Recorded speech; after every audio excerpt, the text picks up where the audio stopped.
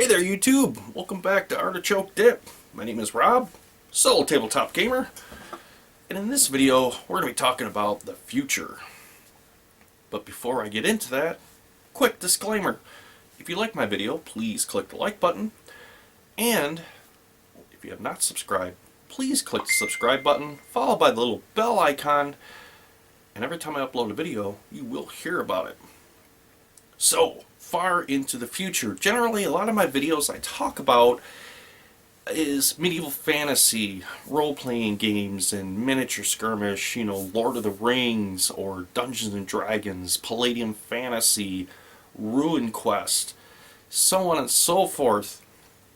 But I also have another passion, gaming passion, that I have not made a video about. Well, one of the reasons why, and I'm going to talk about that a little bit, is until recently I haven't found a system that works well solo. Now, that game I'm talking about is armored combat in the far future in giant battle mechs. And that can mean one game system. That game system being Battletech. Now, when I had seen the beginner's box for Battletech, a more modernized version, cleaned up and released, I picked it up with high expectations. Opened it up, and I have to admit, you do get some pretty cool things in this set, such as you get a couple of minis, such as this, that are like your standard resin minis, 28mm minis that you're going to get if you buy one of the Dungeons and Dragons dungeon crawler sets, such as Ravenloft or the Wrath of Ashland, made out of the same resin. Very, very durable, and they have them primered gray, so you can paint them exactly the way you like them. Not bad. I mean, for a value of $20 for the box, it's not bad. You get two miniatures, and then of course you get the old school, which I remember from Battletech, the original Battletech, your little cardboard punch-outs that you put to help expand your mech fleet for you and your opponent on the battlefield. But it still left me with a question. And the question is, can this be done solo? And no matter how much I've tried, Battletech, let's get this out of the way first. When it comes to mechanized miniature warfare, Battletech is the best game out there for it. Hands down, the best. But for the solo enthusiast, not so much, because you really do want an opponent. And the cool thing about Battletech is the fact that how the terrain will affect the modifiers to be able to hit your opponent. Now, being able to set up a game, play that, crunch all the numbers, you're going to spend more time crunching numbers than you are actually playing. Trust me, I've tried, and well, it just leaves you wanting more. It slows things down, and it's more enjoyable when you have an opponent to play against than it does being able to have a system that's a little bit more streamlined, that's easier to play solo. Nevertheless, I still love Battletech. And if you have not gotten into Battletech, or you may not know about Battletech, strongly urge you to check it out. Now, I'm not talking about running out and buying the games and all that, but search around. There's been so many stories and novels written about the Battletech universe, and it is a fascinating world on its own. Just like Dungeons and Dragons, where there are so much information out there, not only for the game, but novels and other stories that you can read to get you into that universe, just like Lord of the Rings, so is there with Battletech. Now, I was expecting a little bit more, I'll be honest with you. When I got the box set, I'm not disappointed. For $20, you really can't ask for a lot. But the one thing about the beginner set is this is, in fact, what it is, beginner box. It's extremely simple. And it is like a basic miniature skirmish game with focusing on your initiative phase, your movement phase, your firing phase or attack phase, and then your end phase. But there's more to Battletech than that. What they left out of this, which they get into in the next set, which when I looked at, it was $100. You get 8 of these guys, 2 paper maps, and a larger rule book. Well, I couldn't see doing that. And the reason why I couldn't see doing that is because I still have my original Battletech set right here. And inside of this is the rule book that they have released in that other set, which goes more into depth about customizing your mech, building your own mech if you want to, but more importantly, heat. Because every battle mech is piloted by a human. Now, its main energy source is a nuclear reactor which powers everything. They have polymer muscle systems underneath the armor at that point that are activated by electrical currents to be able to make them move like humans on the battlefield and be able to jump and punch and kick and fire weapons and do all these great things. But as you being the pilot, you have to pay attention to the reactor heat, how hot this reactor is getting. And you also have heat sinks on the battle mech to be able to release the heat back out to the atmosphere to prevent your reactor from overheating and shutting down, leaving you as a sitting duck on a battlefield. Nevertheless, my love for Battletech, even though I've tried, I've never been able to figure out how to make a solo game out of it and really enjoy it. So it's always kind of sat on the shelf. Now, I've used the modifier tables from Battletech in different game systems, such as D20 Mecha, which is really cool. And if you're looking for a particular game system to where you want to play far in the future, being a mech pilot, but having a role-playing element to it, particularly in a D20 format, this is a really cool system to pick up. The only problem is it's very vague in the information that it gives you. It gives you some cool ideas, shows you a couple of templates how they would recommend you to build Battle Mech, and you go from there. Now, what I did when I played my D20 RPG is I would go back to my modifier tables with Battletech for the long range and short range missiles and the laser cannons and so on and so forth, and I would implement those into the game system and it would add more into it, because the other cool thing about Battletech is even after you do get a successful hit against your opponent, at that point you roll a hit location. So if you were to hit the battle mech, we'll say this guy right here on his right arm, blowing the right arm off, well, at that point you've blown that laser cannon right off. He no longer has it and no longer has the ability to be able to fire back at you with that, and it's just going to leave him with some short range missiles and a melee attack if he gets close enough to you. That is the very cool part of Battletech, how it gets very, very in depth with damage and damage transfer. Particularly, the more damage you do to a mech, that damage will transfer inwards towards the torso where the reactor is at. Or, as they call death from above, every mech has a cockpit that the pilot sits in. Now, the pilot can only take 6 points of damage because these games are only played on D6.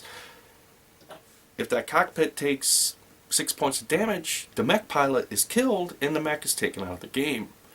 So it does add a lot into that and gives you a lot of variables it adds to the game to make it a very, very tactical, strategic miniature game. But I still got back to the old dilemma. Trying to create a game to make that play solo and actually enjoy it to where you're actually playing the game and not just crunching numbers, there was the problem. And, well, once again, Battletech went back on the shelf. So, but my search wasn't over. It was not over by a long shot. With me enjoying my role-playing aspect of D20 Mecha, and now, more recently, a friend of mine sent me a very, very cool RPG system called Traveler. This guy right here, which gives you the ability to create a character in the vast future and creating interstellar spaceships to be able to travel to different galaxies and adventure along your way. Very cool game system, but the one thing is the focus on battle mechs. That's where my love is. That's where my heart is in the battle mechs, on the battlefield, in the warfare of perpetual war, just constantly these feuds between the inner sphere and the clans. Didn't quite quench it, but nevertheless, Traveler is a very cool, very, very cool science fiction RPG. So then I tried something else, and that was Horizon Wars Ordered This, which is science fiction combined arms with wargaming. I read through this fairly quickly. It's a very simple read. But just like Battletech, reading through this, if you have never played any type of mech combat before, this book is a very excellent source for those wanting to get into it. It goes into great depth explaining the action phase, movement phases, and so on and so forth. Everything you need to know about heavy mechanized armored combat, but in a more simplified version to be able to put out onto a game board. So, unlike Battletech, the rules in here are much more simplified. They're very, how do I put this, a generic system that can be used with any type of mechanized miniature and put onto the game board, and it gives you a wealth of information how to run a game with an opponent and sustain it and make it very, very interesting. So I did enjoy this book, but I was still left with the same dilemma, and that is, I want to play a solo game of heavy armored combat because with the hours I have, and I mean, I've been limited as to making videos lately because I've been working a lot.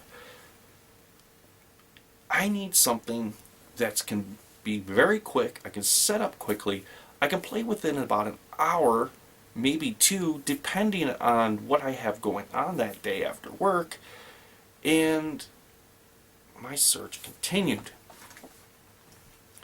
So as I was searching and thinking, and I thought, well, what about HeroScape, right? I mean, HeroScape introduced battle mechs. I mean, they had the Deathwalker right here. Look at this guy. And more expansions added more larger Deathwalkers.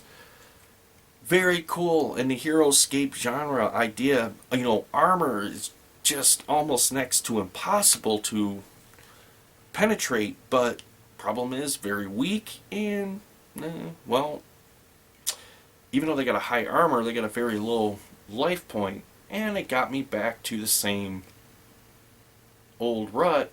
How do I play heavy mechanized armor combat with these guys? I could use the miniatures, I could alter the Robotech rules a little bit, or Battletech rules, or D20 rules, so on and so forth, and try to make something work. But will it really be worth its weight in salt, so to speak? So my search continued until I found a game that's been out for quite some time, and now it's really relatively inexpensive. You can pick up a lot of these things for cheap, and it's a very cool game system, and it works great solo. I came out with a randomized battle matrix table that I use with it, and I'm going to give a demonstration here towards the end of the video so you can see. But that game is Mechwarrior. Now some people got confused thinking Mechwarrior was Battletech. In fact, it's not. Battletech is Battletech, Mechwarrior is Mechwarrior. Mechwarrior is a more streamlined, simplified version of Battletech, but the cool thing about it is instead of adding up all of those modifiers to yourself in your head to come up with a number, I'm going to use an example here. Let's say this mech right here. Now I'm talking about Battletech right here.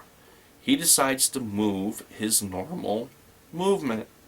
So he's going to get 1 point. Now he's also going to gain 1 point of heat towards the reactor for the movement.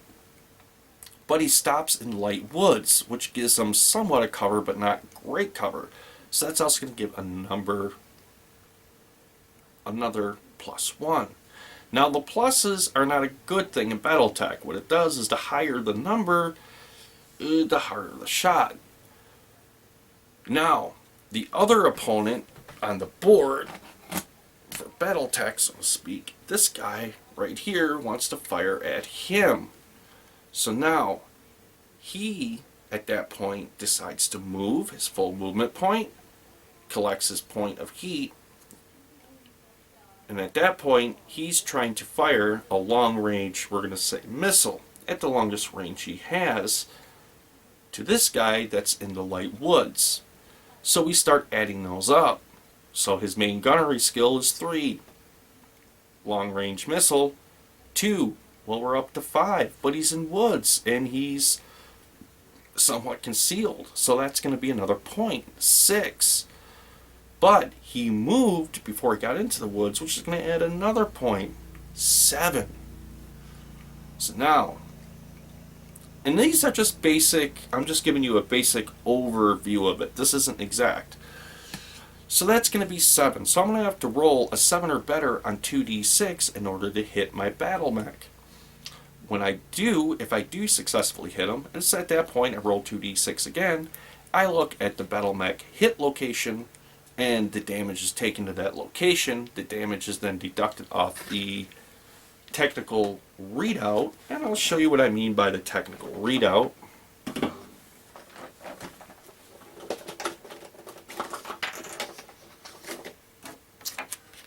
Right here, I would color in these dots showing the damage taken and the damage hit location and any damage that may exceed. So let's say he shot, we'll say 3 long-range missiles, and they hit his arm right here with this laser cannon. Enough damage to blow the arm off, destroy the laser cannon, but that damage carried over. There's more excessive damage, let's say 5 extra points of damage. It would be at that point that that damage would begin to transfer into the center torso closer to the reactor. So you can see, in order to play this solo and to play a decent skirmish, let's say I had 3 battle mechs of mine and 3 other battle mechs I'm playing against, I'm going to have 6 of these sheets that I'm going to have to keep track of damage, add up modifiers, so on and so forth. And that's going to get very taxing. As a matter of fact, it's going to slow the game down for the solo enthusiasts like me. And I'm going to be doing more number crunching. But with Mechwarrior, that's different. It's already factored into everything. The miniature itself has all the information that you need. There's no paper, there's no, at that point, hit location charts. There's no technical readout that you have to color in and track your damage. And on top of that, you get a highly detailed pre-painted miniature for relatively cheap. So let's talk about the similarities between Mechwarrior and Battletech and the differences. So one of the similarities that I do like about Mechwarrior and Battletech is heat. So each mech has a heat dial indicator that makes it very simple to keep track of the heat. In Mechwarrior, they have a movement that you can do, or action, that I should say action actually, which is called pushing. And when you push that particular piece, whether if it's a mech and or a squad that you have as such, or an aerial mech, so on and so forth, at that point they're going to take 1 point of damage for pushing them, except for the mechs. They gain 1 point of heat. Now you can only gain 3 points of heat, or 3 turns of the dial. Then at that point you're going to get 3 rad symbols just like that, and your reactor shuts down. Now you have to spend an entire turn at a cool phase, and it marks on the base and tells you how many heat sinks your mech has, and you're going to turn the dial that many times until you're in the solid green again. As you can see there, your reactor is cooled off, restarted, and then it's at that point your mech could go back into the battle. So that's a very cool similarity to Battletech. Very simple, and it's one of those things I don't have to actually keep track of on paper, because the mech itself has that already built in to where it's going to keep track of it for me. Now, the other thing, the similarity between Battletech and Mechwarrior, is what they consider the firing arc. Now in Battletech, you would look at the map that you're playing on, and the front of the mech at that point, you would measure your distance on the map of your forward arc. Anything within your forward arc, if it's within your weapon's range, you can fire at. With Mechwarrior, they have already painted that on the base. So as you can see, with that white line right here is showing me my forward arc. So as I move that around the game table, I don't have to measure that. It's already there. I can look at it and make a reference, and be able to look at the other pieces on the board and know that they're within my firing arc. Everything else I need to know about this particular mech is already on the base. I don't have to have any paper. I don't have to keep track of a ledger, basically, of points and all that. All I have to do is roll the dice. Now, if you look at the base here, you will notice there's a series of numbers in that column. Those all tell you something very specific about the mech. This top number, pardon my pencil, right here, is going to tell you your primary weapon, your secondary weapon, your movement, how many spaces your mech can move, your defense value, and your attack modifier. So it's already built into the mech, which is really, really cool. Now, moving on from there, if you notice, if I bring that back up and you take a closer look, you'll notice we got different colors here.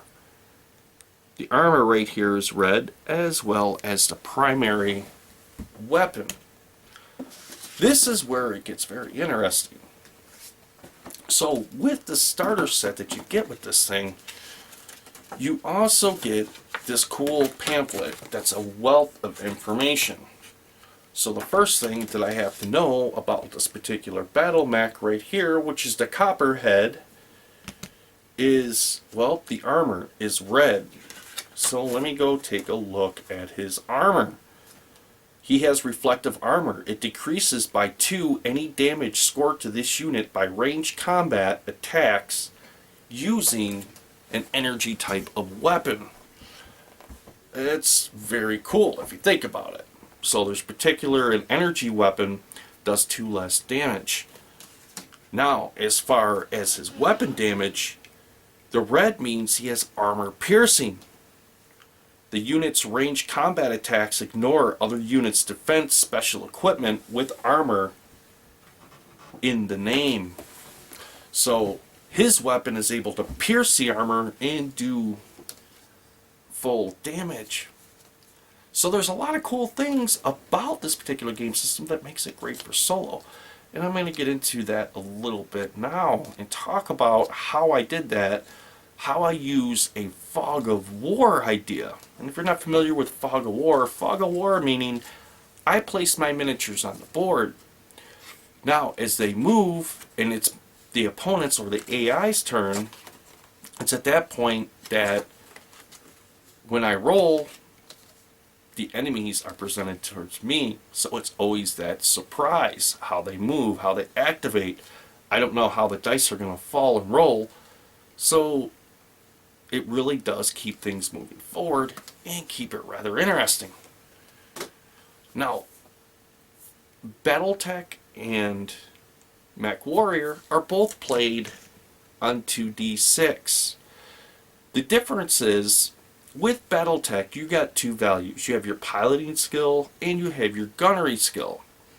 So if your mech fell prone in Battletech and you have to spend a turn to get back up, it is at that point you have to roll a piloting skill. Your piloting skill being 4, so you'd have to roll a 4 or better in order to actually pilot your mech and stand back up. And or if you're doing something such as jumping off a level or 2 levels down, you're going to have to use a piloting skill to see if that your mech pilot can actually control this huge mechanized thing without, well, losing control and biting the dust with it. Whereas if with Mechwarrior, you don't have that skill that you particularly have to worry about. As you roll the die and as the mech takes damage, that's already factored into the turn dial. I'll get into that in a little bit more in a minute. Now the biggest difference between, I'm going to say, Mechwarrior and Battletech is this.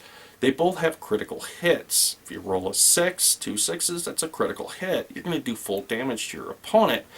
But in Mechwarrior, if you roll Snake Eyes, right here, boom. At that point, you have a weapons malfunction.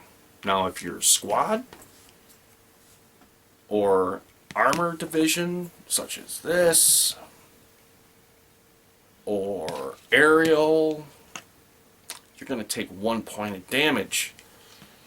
If you're a mech, you're going to take 1 heat for the weapons malfunction.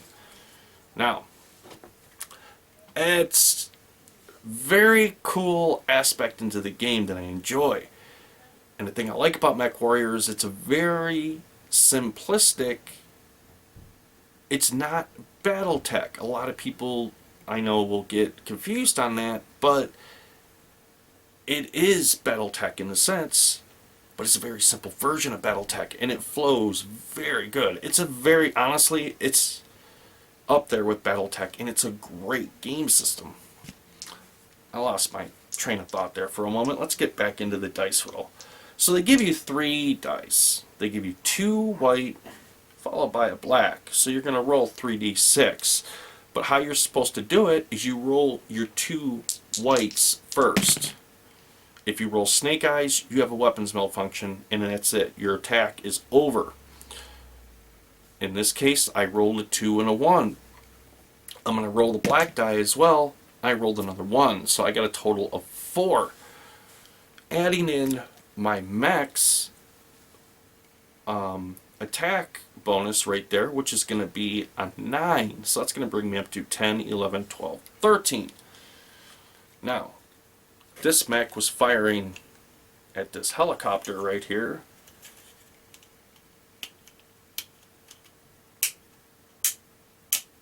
I forgot to turn the dial since I used it last. Ah, there we go.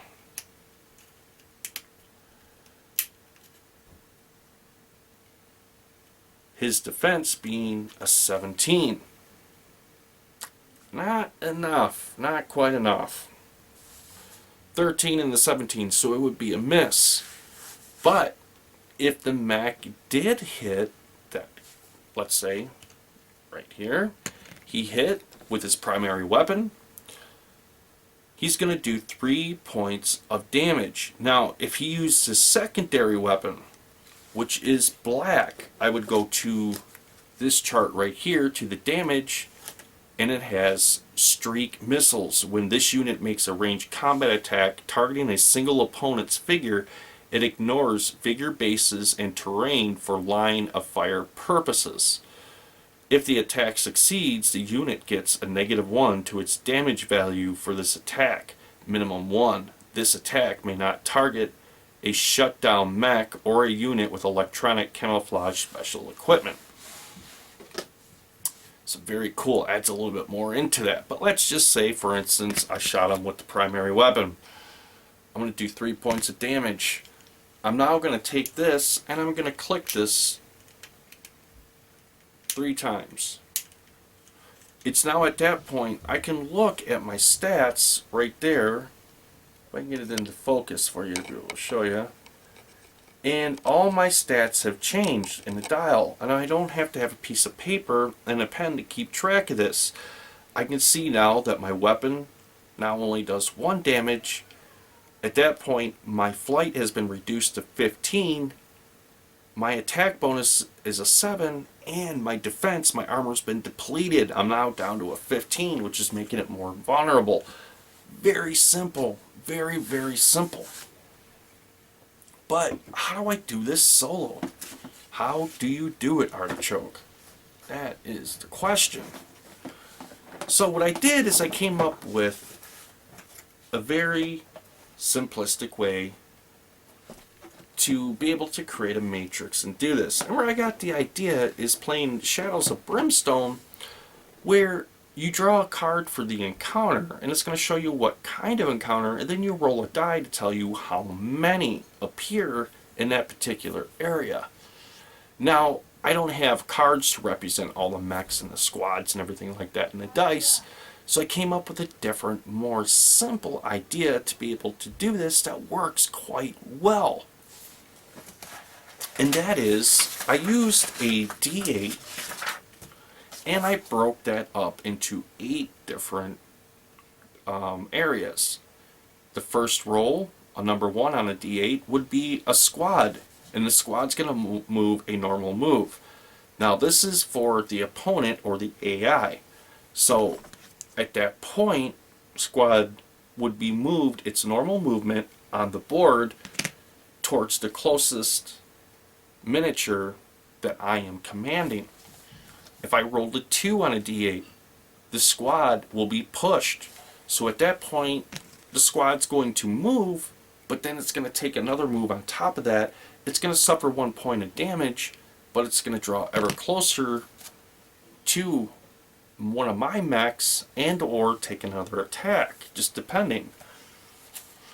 If I roll a number 3, same thing. My aerial activates. Boom, move and attack. If I roll a number 4, calls for the aerial again, but it's going to be pushed. So at this time, it's either going to take an extra movement or it's going to take an extra attack to my closest mech on the board. A number 5 will be my armor.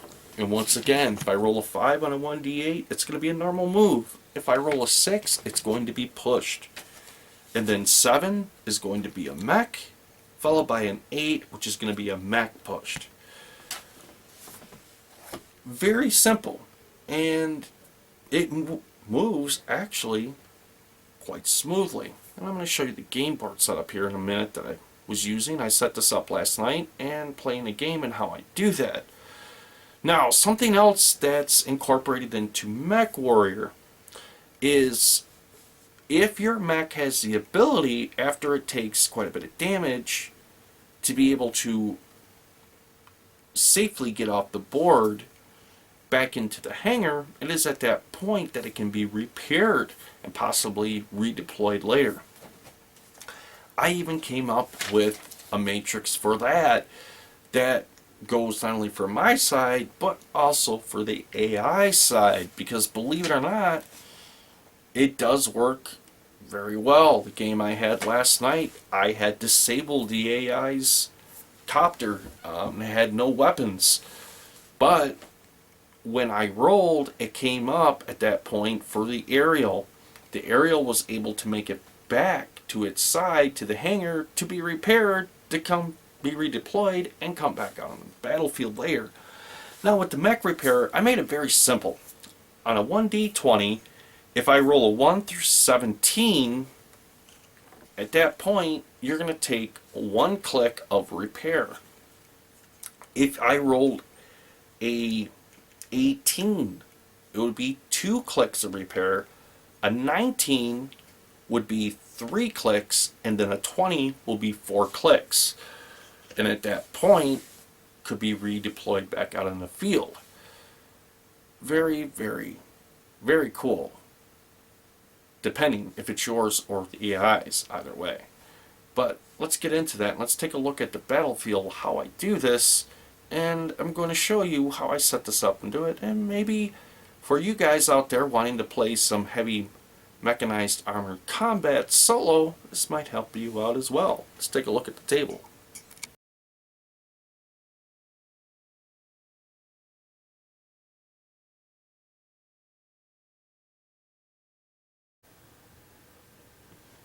Okay, so the battlefield here, as you can see, and I'm going to explain this, I got an old bridge. You can see it's been, decayed, blown up by a lot of wars there and everything.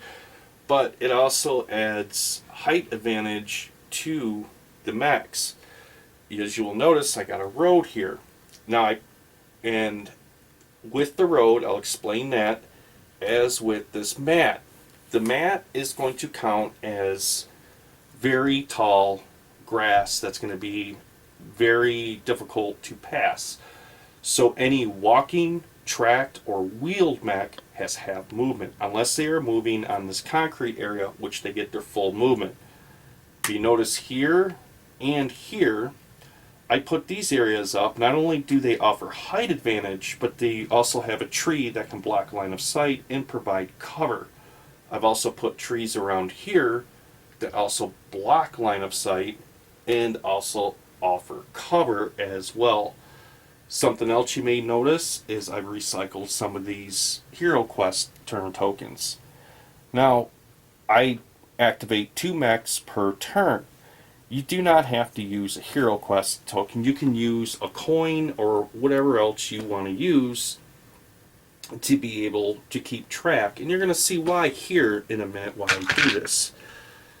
Now, the only things that I use to play this game is an 8-sided die, the 2 white-sided, along with the black-sided 6-sider that came with the game, and then this flexible ruler. Now, you're going to want the flexible one, particularly if you're doing a maneuver to where you're going around. We'll say, I'm just going to use this as an example. You want to move this battle mech from here, and you want to go in between these two, so you can bend this to be able to measure and move your mech. Now, you don't have to. You can always use a ruler and just lay the ruler out and use it that way. And there's a lot of different ways you can measure distance, but they give us this, so for the demonstration of this video, this is what I'm going to use. So now the first thing I do is going to be the initiative phase. I take 1 black die, 1 white die, and I'm going to roll them. Now I'm going to call the black die. That was a good choice. I got a 5, so I go first. So I'm going to activate 2 of my items out of my fleet here. So the first thing I'm going to do is I'm going to activate this track guy right here. I'm going to put him as number 1. And I'm going to also activate one of my arrow units to send out to scout. But that'll be my number 2. So my number 1, if I look at his dial, I have a 12 here. And he's going to be able to move 12 spaces or 12 inches. And he's going to stay on the concrete here. So let's measure that out. Now when you measure, you have to go to the center of your base of your mech to the end of the measurement, which is going to be center right here, which will be 12. And I'm going to take my marker that I have and place that right there. And now I can move this guy right in the spot, and I know he's my number 1 mech that I have activated this turn. Now, as you can see, there's no enemies right now on the board, so there's nothing for him to fire at. There's really no need to push him at this point either. The second one I'm going to take my turn with is going to be right here, my multi-purpose light VTOL. And it has movement of 16. So this is going to measure a little bit differently. So I'm going to go from the center here to there, and this right here will be 16 inches. So I'm going to move right there, and it's going to be able to, at that point, scout and see this area out here and possibly report back to the hangar. Now that was my first turn. Now it's time for the other side, and as I explained to you, the AI, which I used the 1d8 for. So I'm going to roll that. The first one is at number 2. So that's going to be a squad that's going to be pushed. So I'm going to take the first squad here, and they have a movement by foot of 6. So I'm going to measure my 6 inches,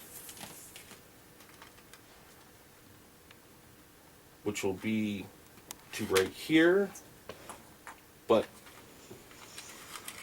it's going to be pushed this turn, so it's going to take an additional movement, which will take it to here. So my squad has a range of, if you can see right here, 0 to 4 inches. But it's going to take a point of damage because it was pushed.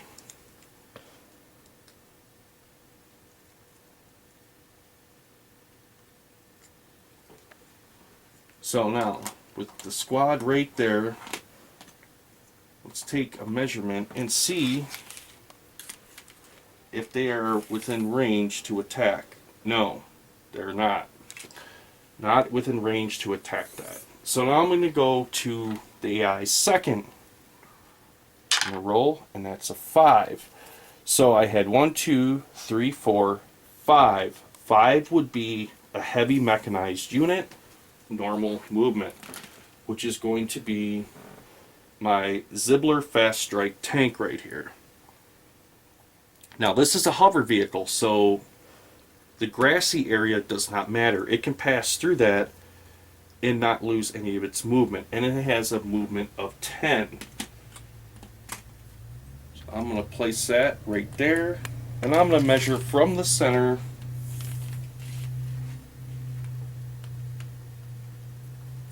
which will be right here, will be the movement.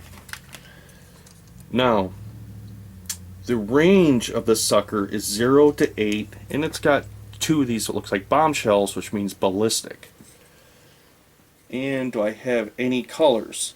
I do. They're red. So the second thing I'm going to want to do is go to my chart and see, with my damage, this is armor piercing. The unit's range combat attack ignores other units' defense special equipment with armor in the same name.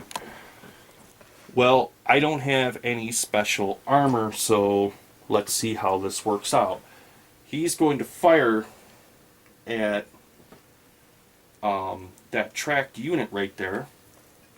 Now I'm going to check his arc, and if you can see, because this turns, he has a full 360-degree arc around him to be able to fire. So I'll just offset that slightly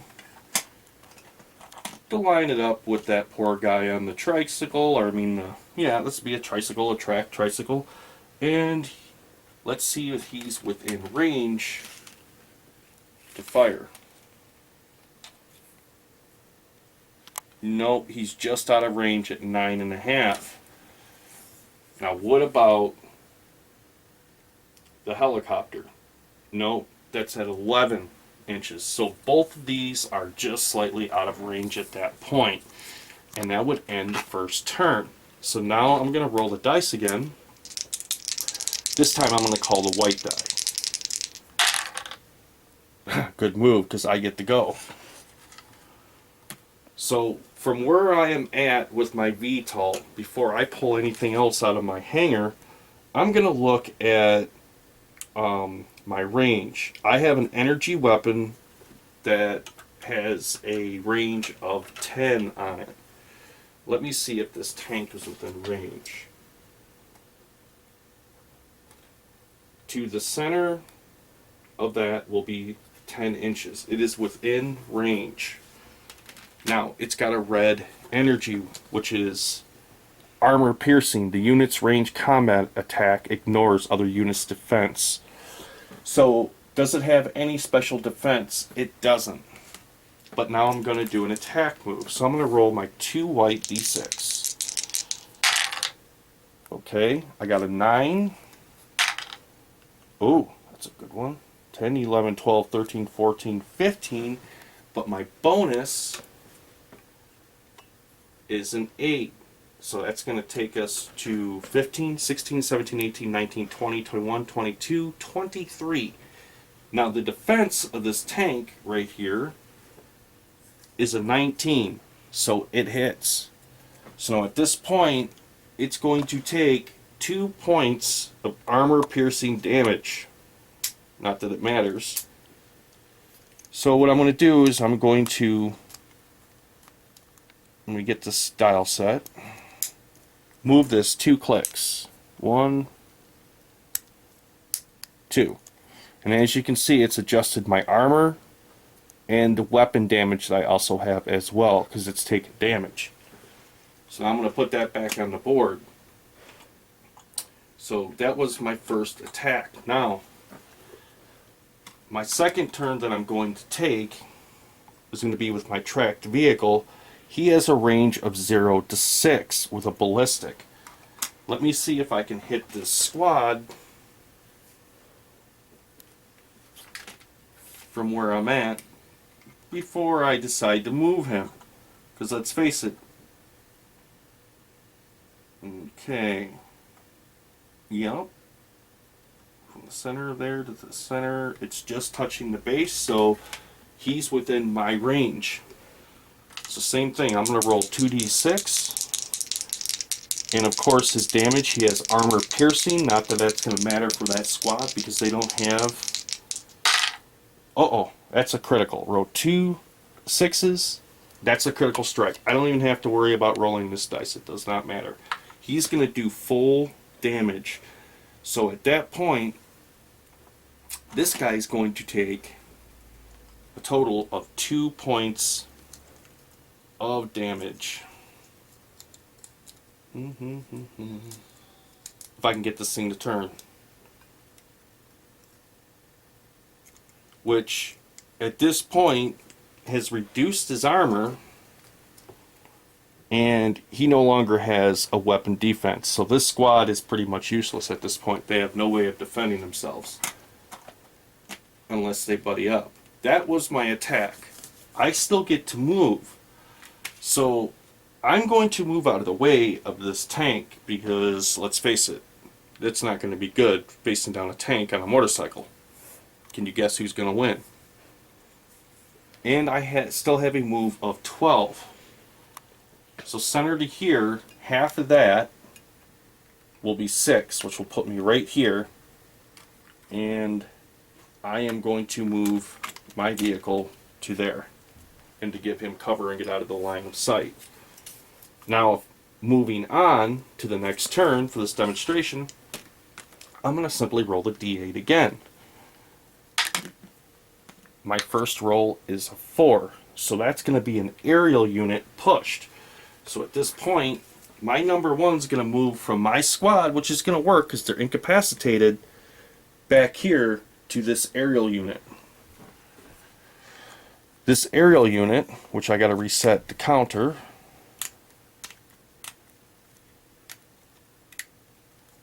he's going to have a movement of 18. So let's see if we can get some aerial combat going on here. For him to move from there, and he's being pushed as well. 18 will put him right there next to my copter, and he's going to do an extra attack, but because he's going to do an extra attack as well, he's going to take a point of damage automatically because he's being pushed. There we go. Let me just... There we go. Alright. So my first attack is a 10 plus adding 12, and his bonus being an 8. So 12, 13, 14, 15, 16, 17, 18, 19, now 20.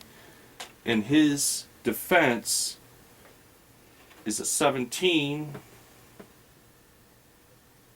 but he also has a green. So I got to look at his armor. And then when I look at his armor rating or his defense, he has decoy. When this unit is the target of a successful range combat attack that is not a critical hit, the attacker must make a second attack roll. If the second attack roll fails, this unit ignores the successful attack. The second attack roll does not count as an additional attack for the attacker and does not cost an order. So, let's re-roll that and see what they get. Oh, and that was a miss. So it's a good thing he was pushed because he gets another attack after that. Let's see what he gets. It's a 7, 8, plus his 8 is a 16, and he has an armor of 17, so it's still a miss. So that's a lucky helicopter. He was able to evade two attacks this turn. So now that was turn number 1, and I'm going to go back to turn number 2. I rolled an 8. Okay, now they're calling for a heavy mech pushed. So I'm going to bring out this guy right here. And he is the Copperhead Mangonel. And full health because he's being pushed. I'm already going to turn his heat indicator 1 click, heating that reactor up. Now he's got a movement of 8.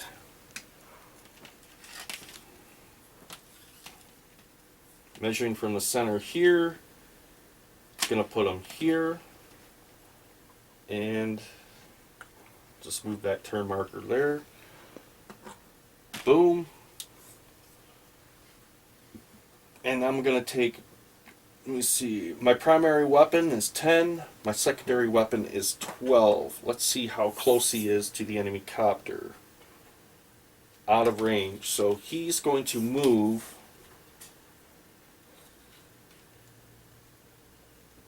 He's got 8. I'm going to move him to here, which will be half, but we'll get him closer to his target.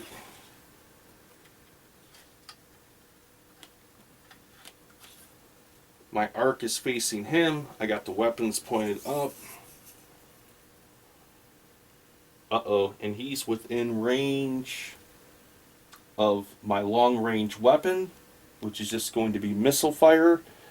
and just standardized missile fire with no extra added nothing, but he has that special armor. So let's see how this works out.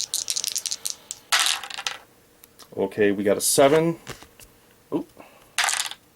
8, 9, 10, plus his bonus, which is a 10, which is, I'm sorry, a 9, which is 19. Now, I'm going to re-roll. If I have a 19 or better, it definitely hits. If not, he evaded the attack. 6. Well, we got 9, 10, 11. What did I say? 9. Okay, so we got 19, 20. Well, it actually did better than the first one. At this point, he's going to take a total of 4 points of damage from that battle mech. 1, 2, 3, 4. And as you can see, the hit from that battle mech knocked my weapons out, reduced my flight to 14, and of course I no longer have any targeting modifiers to that, and also reduced my armor. So I am now a sitting duck right there. And that's how I do this game, and I do that solo.